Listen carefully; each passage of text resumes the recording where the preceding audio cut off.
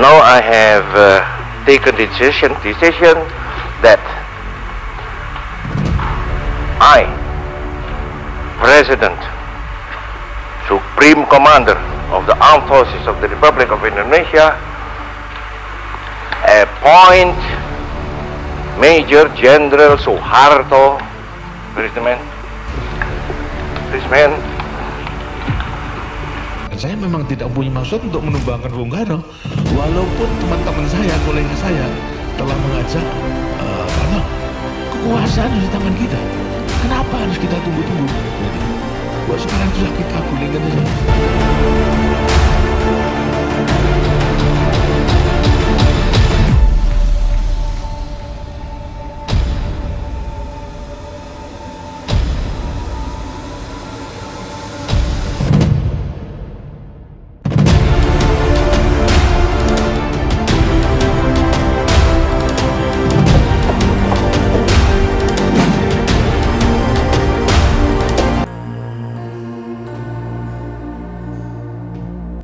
Nasihat guru spiritual Romo Dijat yang dituruti dan ditolak oleh Presiden Soeharto, Selamat dan petaka Orde Baru.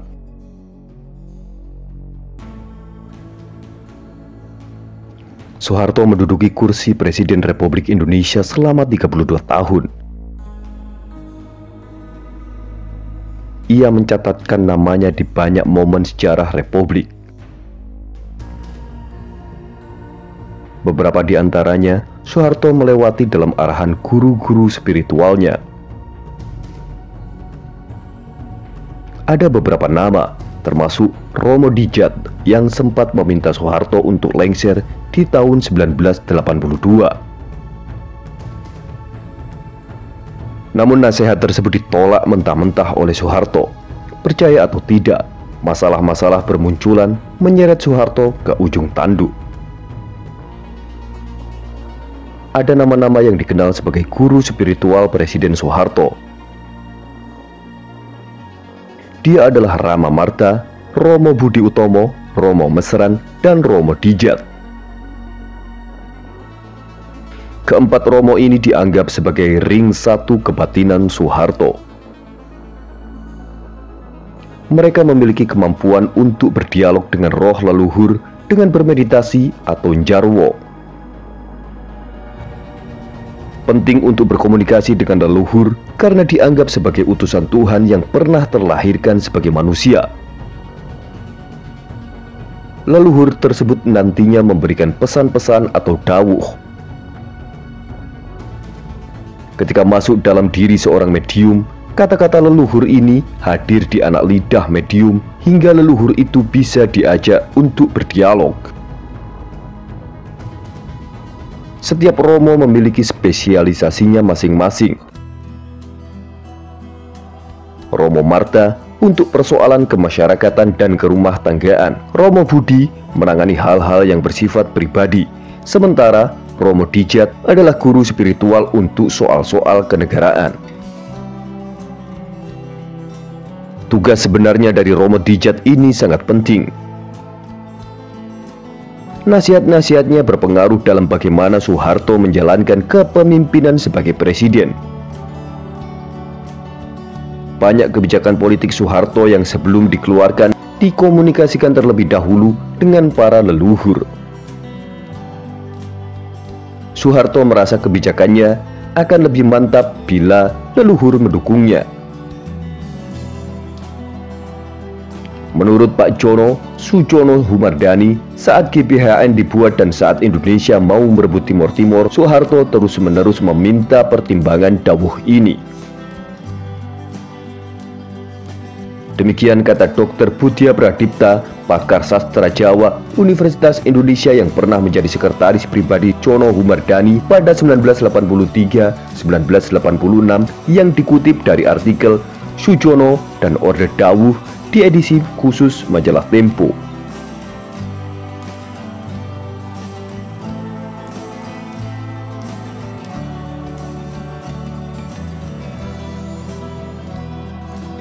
Pertemuan Soeharto dan Romo Dijat.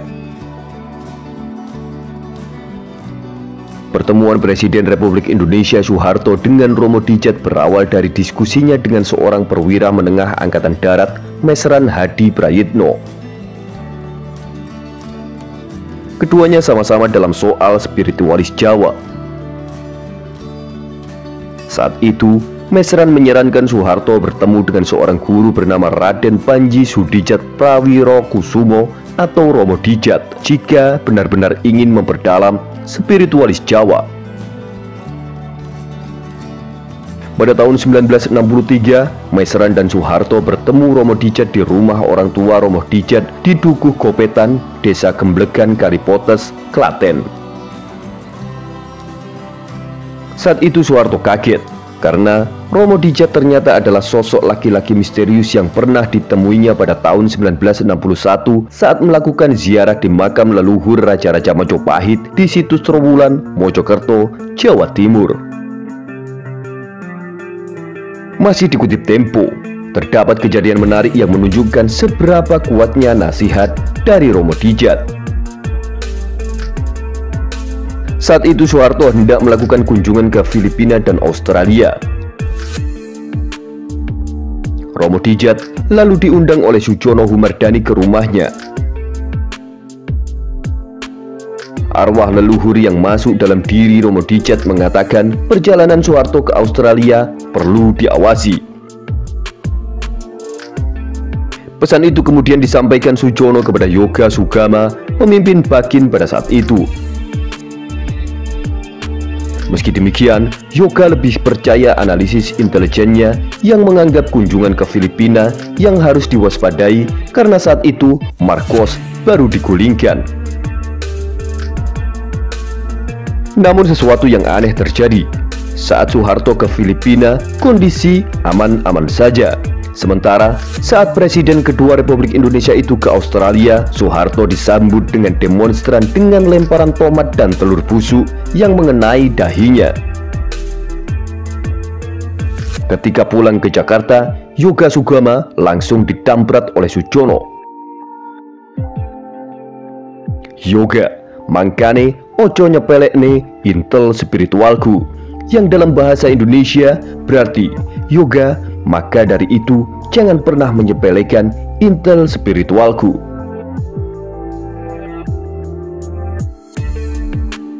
Menolak nasihat Romo Dijat.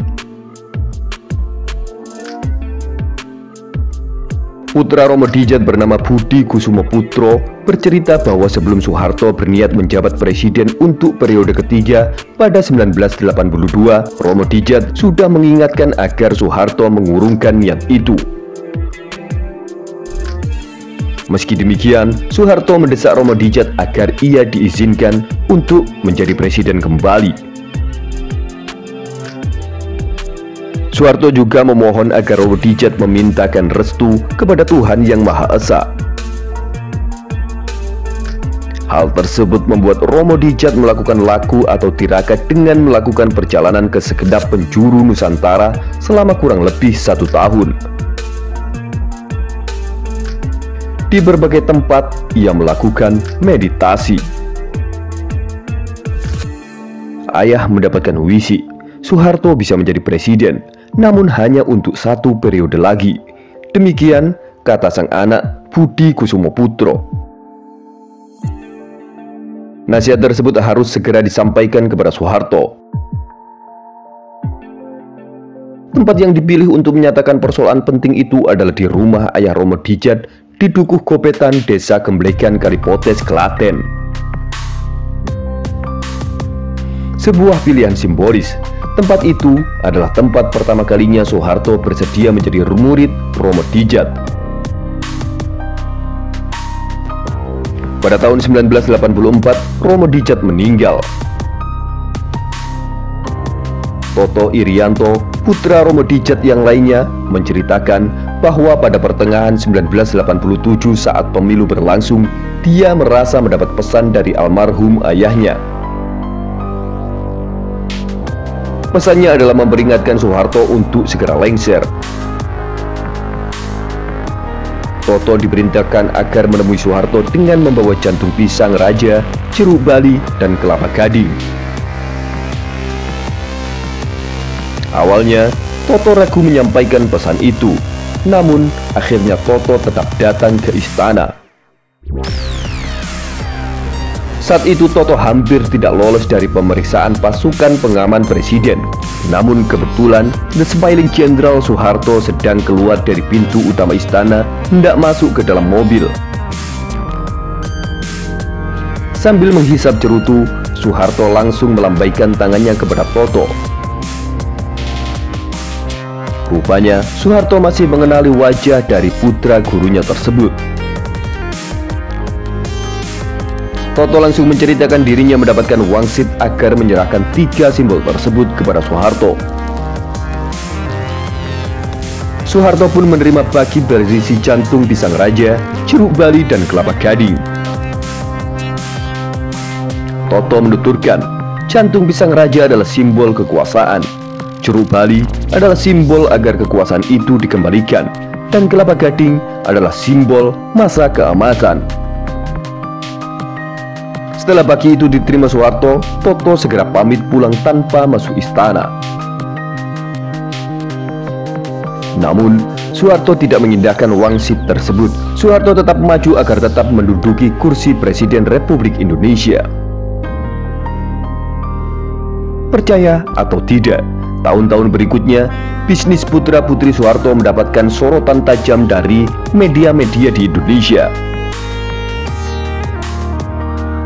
Masalah-masalah juga datang kepada Soeharto, hingga pada akhirnya terjadilah krisis moneter dan pada tahun 1998 Soeharto lengser ke Prabon dengan memalukan. Semua sudah terjadi dan tidak dapat diubah. Banyak yang menganggap jika Soeharto mentaati pesan gurunya itu di saat tahun-tahun terakhir hidupnya, Soeharto akan lebih selamat.